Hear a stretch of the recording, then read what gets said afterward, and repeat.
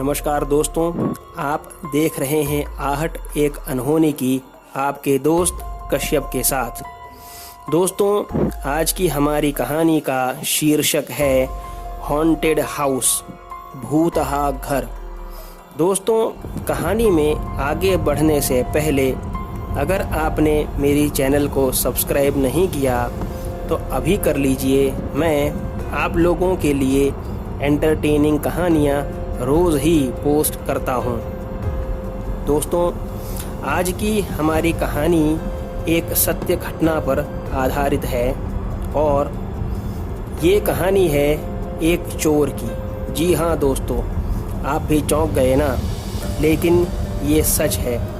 दोस्तों, हम नाम बदल कर किरदार की कहानी आगे बढ़ाते हैं। दोस्तों, तौफिक एक चोर है और वह एक रात हैदराबाद के पोश इलाके में चोरी करने के इरादे से 12 बजे के बाद घर से निकला।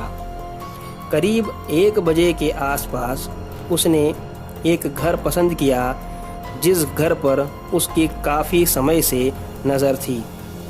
ज़्यादातर उस घर से उसे कोई आता जाता कभी दिखाई नहीं देता, तो उसने सोचा कि ये कोई NRI का बंगलो होगा तो माल भी अच्छा मिलेगा। तौफिक यह सोच करके उस बंगलो की दीवार कूद के बंगलो में जैसे ही एंटर हुआ, उसे कुछ अजीब एहसास हुआ और उसे ऐसा लगा जैसे उसे उस बंगलो में नहीं आना चाहिए था, लेकिन फिर भी उसने हिम्मत करके अंदर जाने का फैसला लिया। जब तौफिक अंदर बंगलो में घुसा तो उसे ऐसा लगा जैसे अंदर कोई है, तो थोड़ी देर वह बाहर छिप गया ताकि उसके ऊपर किसी की नज़र ना पड़े। लेकिन थोड़ी देर बाद भी कोई चहल पहल ना होने से उसने सोचा कि शायद अब सब सो गए होंगे। तब वह वापस निकला और तभी उसने अंधेरे में देखा कि एक लड़की घर के अंदर की तरफ जा रही है। उसे देखकर तौफिक ने सोचा कि इतने अंधेरे में ये लड़की बिना लाइट के कैसे चल रही है। तभी तौफिक ने देखा कि बंगलो के मेन एंट्रेंस से 6 चमकती आंखें उसे देख रही हैं और उसके करीब आ रही हैं। तभी अचानक कुत्तों के भौंकने की आवाज़ से तौफिक बाहर की जगह बंगलो के अंदर अपनी जान बचाकर भागा और उसने देखा कि बंगलो का मेन डोर तो खुला ही था और वह खुश होकर तुरंत अंदर घुस गया और दरवाज़ा अंदर से बंद कर लिया। और खुश होकर के जैसे ही मुड़ा, उसने देखा कि वही लड़की तौफिक के करीब ही खड़ी थी। उसे देखकर वह भी डर गया और तभी वह लड़की अचानक से डर गई हो उस तरह से भागने लगी और ऊपर की मंजिल की सीढ़ियां चढ़ने लगी। तब तौफिक को लगा कि शायद बंगलो में यही एक लड़की है, इसीलिए मुझे देखकर भाग रही है। ऐसा सोचकर वह खुश हो गया कि एक बच्ची उसका कुछ बिगाड़ नहीं सकती और आज उसे अच्छा माल घर ले जाने को मिलेगा। और वह भी उसके पीछे दौड़ा और अपनी टॉर्च चालू करने की कोशिश की, मगर टॉर्च चालू नहीं हुई।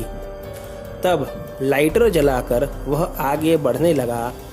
वह लड़की उसे देखकर एक कमरे में घुस गई तो तौफिक भी उस लड़की की तरफ भागा और कमरे के करीब पहुंचते ही वह स्लिप हो गया और कमरे में अंदर किसी चीज़ से ज़ोर से टकराया। उसे काफ़ी चोट लगी थी। फिर उसने कमरे में देखने के लिए टॉर्च जलाई कि वह लड़की कहाँ छुपी है। तब टॉर्च चालू हुई और तुरंत डर के मारे वह इतनी जोर से चिल्लाया कि उसका कलेजा मुंह को आ गया। उसके सामने 3 औरतों की लाशें पड़ी थीं, जिसमें वह छोटी बच्ची भी शामिल थी और तीनों के सर कटे हुए थे। यह नज़ारा इतना डरावना था कि तौफिक डर के मारे कांपने लगा और हिम्मत करके वहाँ से भागा। अंधेरे में गिरते पड़ते वह कैसे भी लंगड़ाते हुए बंगलों से बाहर निकल गया और उसने बाहर जाकर चेक किया तो उसका मोबाइल फ़ोन वह बंगले में ही गिरा आया था और वापस उसे लेने जाने की हिम्मत उसमें ना थी। उसने सोचा कि आज नहीं तो कल पुलिस ज़रूर आएगी यहाँ पर और उसका मोबाइल मिलने पर उसे ही कातिल मानेगी। यह सोचकर उसने पुलिस को फ़ोन लगाकर सारी बात बता दी। पुलिस के आने पर वह पुलिस के साथ बंगलों में जाने को तब भी तैयार नहीं हुआ, लेकिन उसके कहने के मुताबिक ही सारी बातें सच हुई और उसका मोबाइल भी वहीं मिला। पुलिस ने उसका स्टेटमेंट लेकर उसे छोड़ दिया और वह आज चोरी का धंधा छोड़ के एक छोटा गराज चलाता है। तो दोस्तों, ये थी तौफिक की कहानी। ये कहानी आप लोगों को कैसी लगी आप मुझे कमेंट बॉक्स में लिख करके ज़रूर बताइएगा।